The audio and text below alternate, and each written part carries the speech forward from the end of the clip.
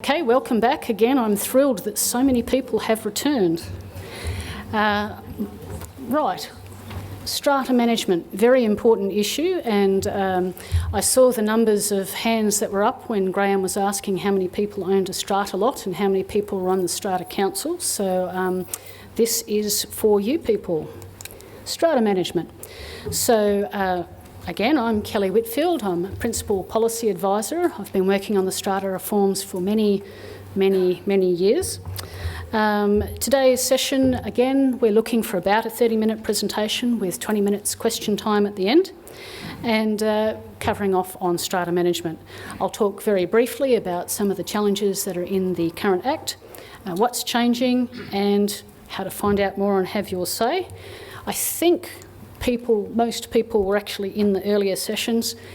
The Strata Titles Amendment Bill was amended very extensively late last year, went through Parliament. We're currently working on some regulations to support that and to make those changes go live. At the same time, we introduced the Community Titles Act. That hasn't gone live yet and won't until we get the regulations for that done. We're looking to come back hopefully early next year to achieve that. Okay, so we're looking at the Strata Titles General Regulations 2019. These are the bits that make those amendments made last year actually go live. And then the Act and the regulations working together will introduce the strata reforms. Here we are in September. Can we be halfway through already? More? So we're calling for feedback until the end of September. This is the last, I believe, of the community, well, today is the last of the community information sessions that we're planning to hold. In October, we'll be working really hard to take on board all the feedback that's been raised in relation to the regs and really hoping to get the regs into Parliament in November and proclaimed as soon as possible after that, and then we will have the strata reforms I've been working on for so many years. Okay, so today's session is on improvements to scheme management. Simplifying dispute resolution, hang around for the next session at 12:50 if you'd like to find out more about that. Better information for buyers and safeguards for scheme terminations. I've just finished a session on that. And if you want to find out more about leasehold schemes and more flexible stage subdivisions, stay around for the afternoon sessions to find out more. So, strata management. It could be easier. So the first thing I have to say is that the strata company is comprised of all lot owners in the strata scheme. So if you own a lot, you are a part of the strata company and you do have a role in the management of the strata scheme. The reforms allow owners to manage their strata scheme more easily by allowing electronic notices, voting and record keeping. In the old Act there was some really quaint old language that tended to actually define things physically. So you had a vote will be decided on a show of hands. Well, that means that your hands have to be there at the meeting. And record keeping, you'd get language like, shall cause to be affected, recorded in a loose leaf or bound journal, and so forth. So as part of the reforms, we've abolished all of that language that specifically requires physical objects, and we've made it really clear that the strata company can conduct its business electronically. And we have, as part of the reforms, given owners and occupiers a forum to review bylaws and resolutions that are unreasonable or oppressive. Okay, so holding meetings remotely. The Act makes it clear that a person can attend a meeting remotely as long as this is in accordance with the bylaws. The bylaws could say that you can't do it, but you can actually in general hold meetings remotely. So you could do that by telephone, video, internet connection or similar. We didn't want to get too specific in naming technologies because technologies change over time. We just wanted to make it clear that people can actually take part in meetings when they're not actually present, and any person doing so is considered to be present at the meeting. And in fact, the strata company could actually hold a meeting with no people present. But if you were going to that particular level, it would probably be good to work up a bylaw explaining how the strata company will hold meetings remotely. And we're really hoping that this will be something very useful to people, maybe FIFO, or it can be really hard to make the meeting time. So we're hoping to allow more people to take part in the running of their strata scheme. Okay, so there are some new requirements that the strata company is to have the objective of achieving outcomes that are not unfairly prejudicial or discriminatory against an owner or an occupier, or oppressive or unreasonable, and any resolution made by the strata company must meet these standards. This is in comparison with the current Act that doesn't really have any requirements on the strata company to be reasonable when they make resolutions. And in fact, the strata company could make completely unreasonable resolutions, and that would be just fine as long as they were lawful. But now we've made it so that if the strata company does make an unreasonable resolution, that's grounds for which it could be overturned, even if it's otherwise lawful. Okay, budget and improving common property. Under the reforms, the strata companies, before the reforms, the strata company had a duty to repair and replace and maintain the common property. That's actually still the case now, but it did previously just say, repair and maintain the common property, which could be taken that the strata company has no ability to improve the common property. So we've heard it said, well, if you take that to its furthest extreme, you can't replace a nail with a screw. That seems a little bit unreasonable. So under these strata reforms, we've made it clear that a strata company can, in fact, improve their common property. And this can be via the budget. So a budget process is the budget at the AGM can be passed just on an ordinary resolution, but we've put in an extra safeguard that if you're proposing to improve the common property in a way that it wasn't as the scheme was built, if you're proposing to do it at something that costs more than $500 a lot, a special resolution is required. And what the intent of that is we wanted to make sure that, yes, we want to allow people to improve and upgrade their common property as they feel is appropriate, but we didn't want, for example, maybe the cashed up members of the strata company to go, yes, that's excellent, let's have a pool, and maybe have the people on a fixed income not being able to keep up with the proposed expense. So that's why we've made it $500 per lot, and any more than that needs special resolution. So a special resolution is at least 50% in favour and no more than 25% opposed. So it's still a level of resolution that can be achieved, but it's just a little bit more difficult.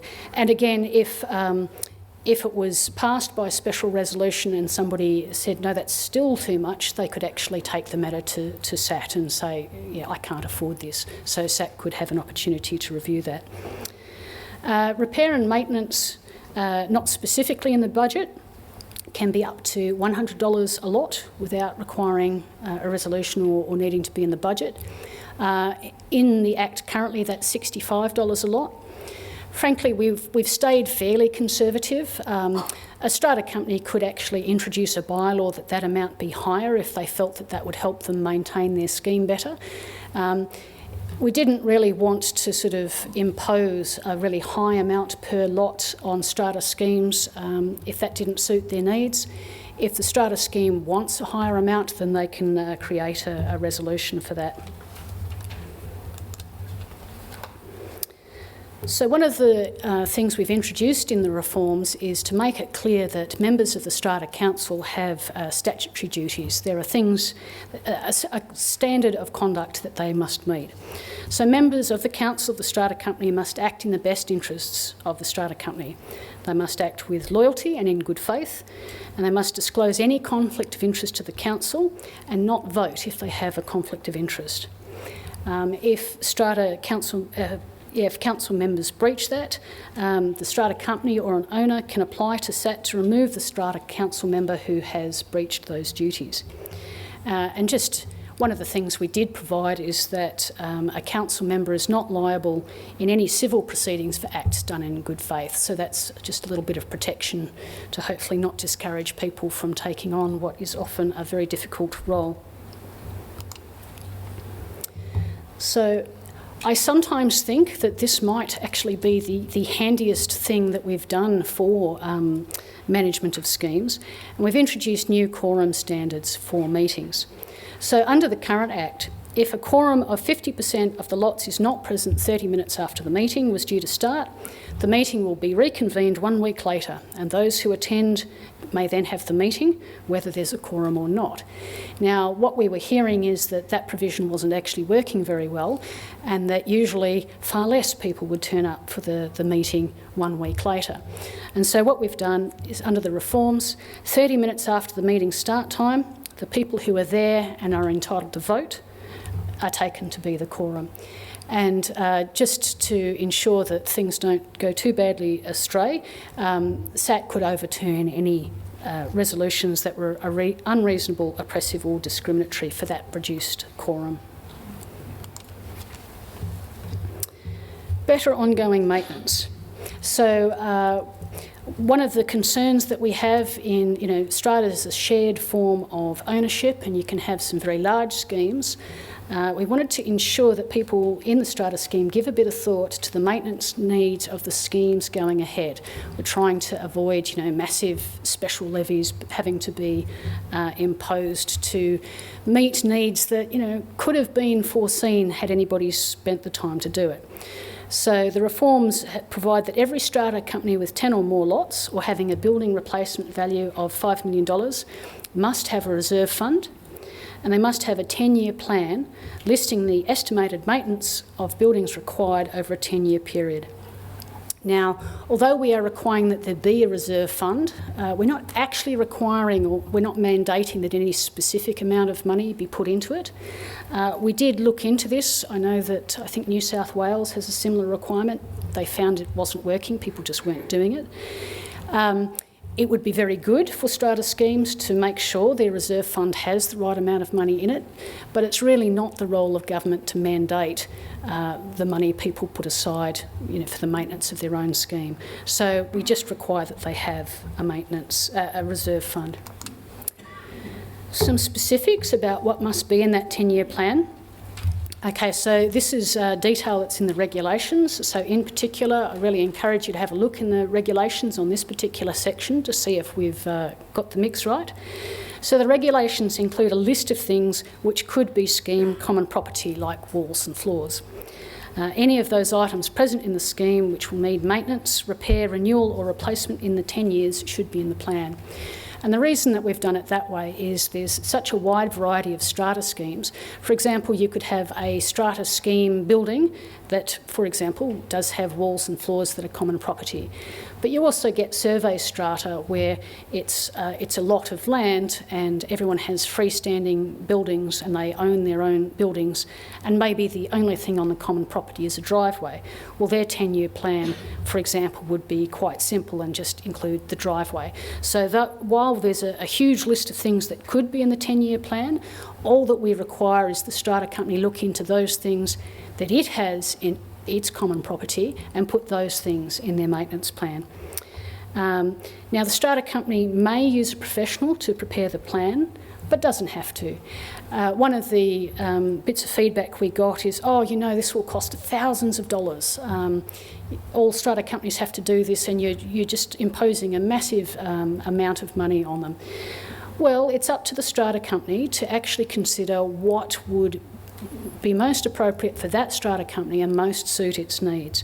So it could be somebody on the strata council goes around with a clipboard and said, these are the items of common property on the scheme, and you could actually have the 10-year plan sort of drawn up by people within the strata company if the strata company thinks that that's the appropriate way to address this particular need. Or indeed, you could get a professional and get a really good job done and take professional advice on what needs to be done within your scheme. Right. So one of the things that the reforms have introduced is more requirements on developers. So developers must hand over a much more extensive list of key documents to the strata company. What's a key document? Well, the developer is the person who initially owns every part of the strata scheme and probably built it. And they, for example, have a lot of crucial documents that the later members of the strata company will need. Maybe lift maintenance schedules and manuals and details of the plans and the where all the ducts and wiring and so forth are.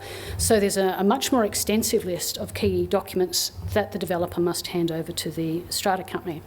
Developers must also disclose any commission they earn from contracts that will bind the strata company later.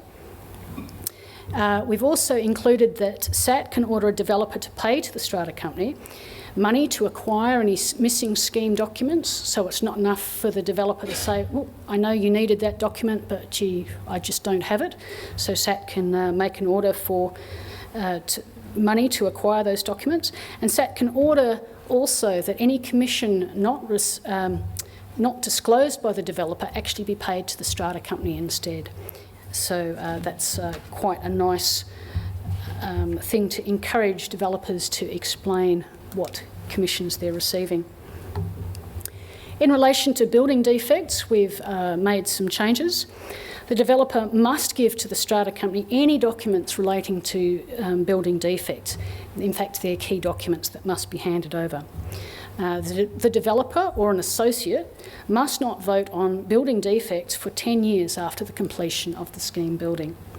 And the developer can't contract out of these requirements. It can't sort of put in the contract of sale, oh yeah, and I can vote on building defects. No, it can't be done. It's in the Act.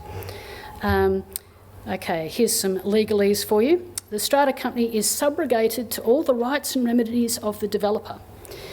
What this means is they can directly sue a builder if there are building defects. And this gets around a High Court case, I think in 2014, where a strata company was trying to sue the builder because the building had terrible defects.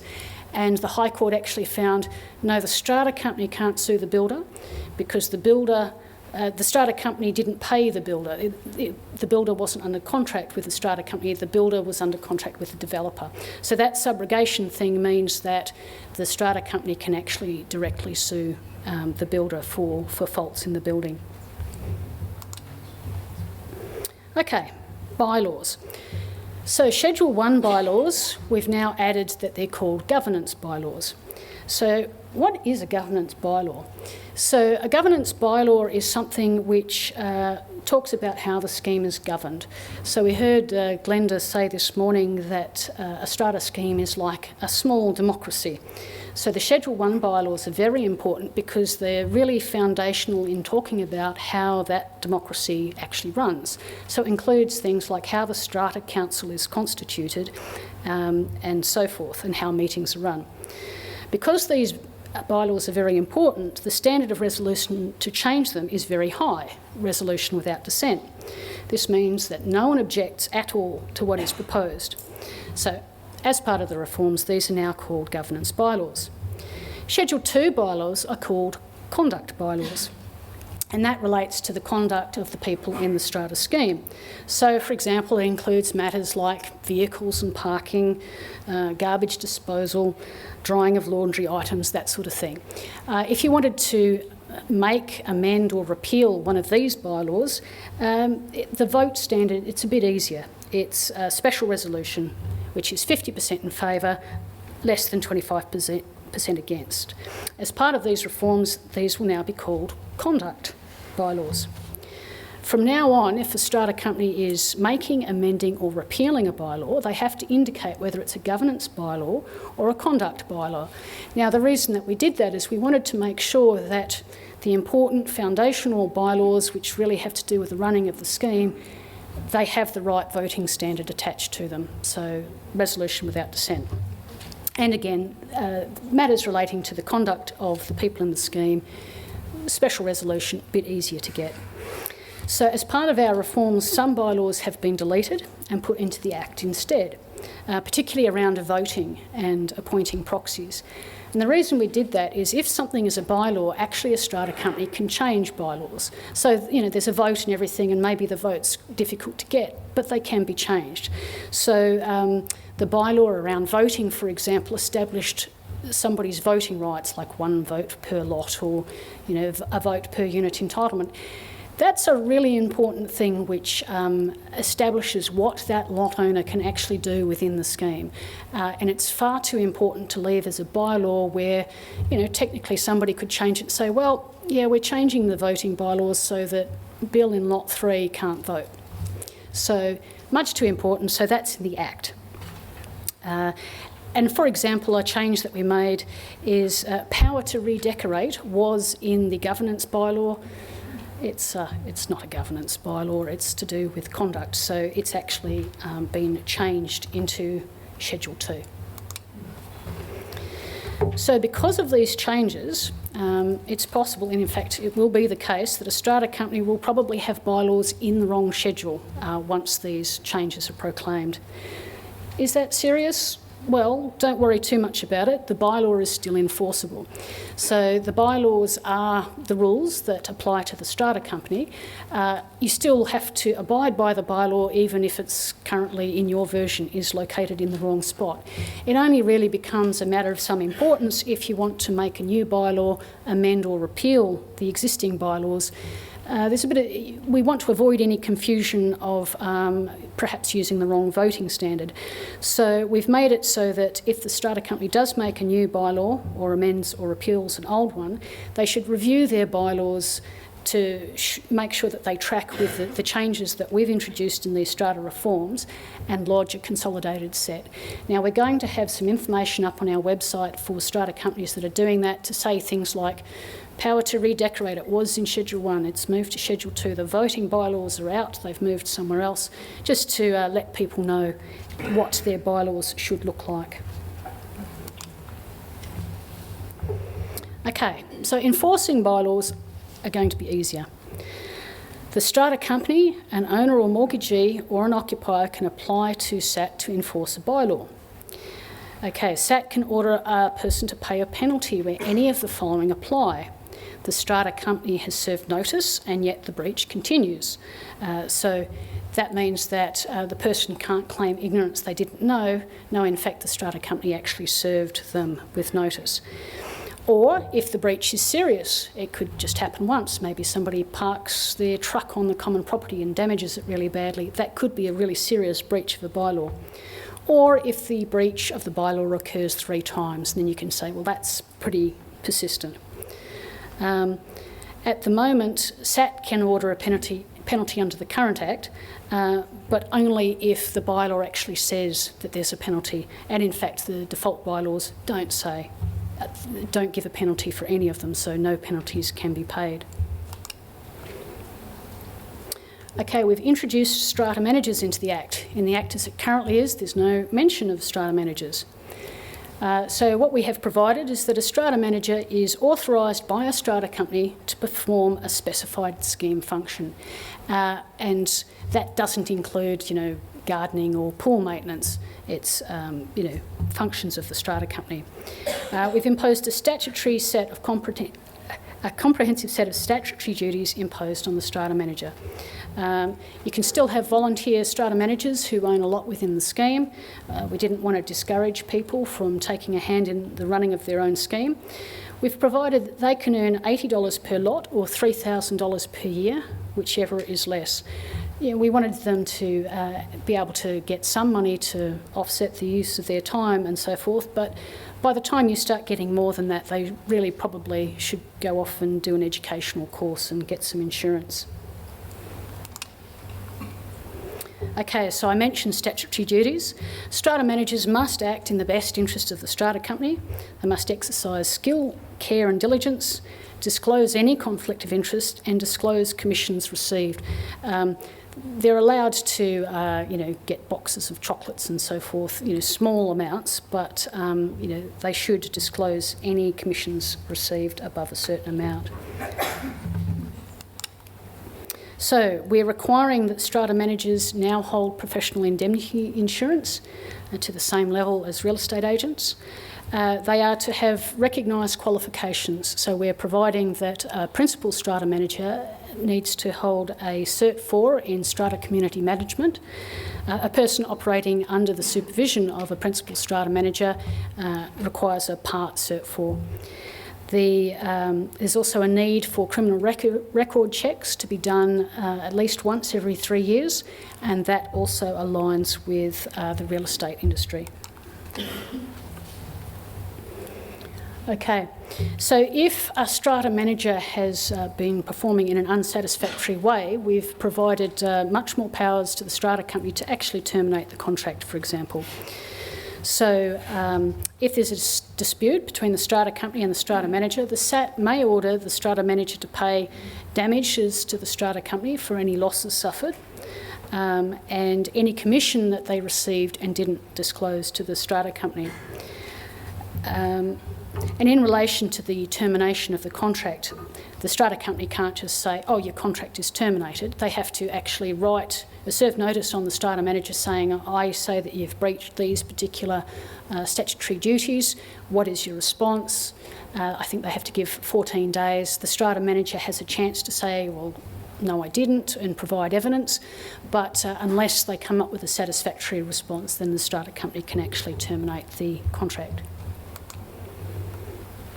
Okay. In summary, the reforms are extensive, and we've tried to give people who live in strata schemes more effective tools to help them manage their strata better. So while parts of the reforms are already law that is waiting to be proclaimed, there's still time to provide comment on many of the details in the regulations. So again, I really encourage you to have a look at the regulations. They're on our website on strata.wa.gov.au. Have a look, and we've got a sort of a web survey form you can fill out and let us know your feedback. And if you want any more information, you can subscribe for updates. You can watch the video. We're hoping to get the video of these sessions up before the end of the week, maybe next week. And you can also, subscribe, I said that. Okay, disclaimer again. I'm not actually a lawyer. I'm advising you as well as I can, but if you're going to take any advice that I've given you, please go off and actually read the regs and the Act and consider taking legal advice.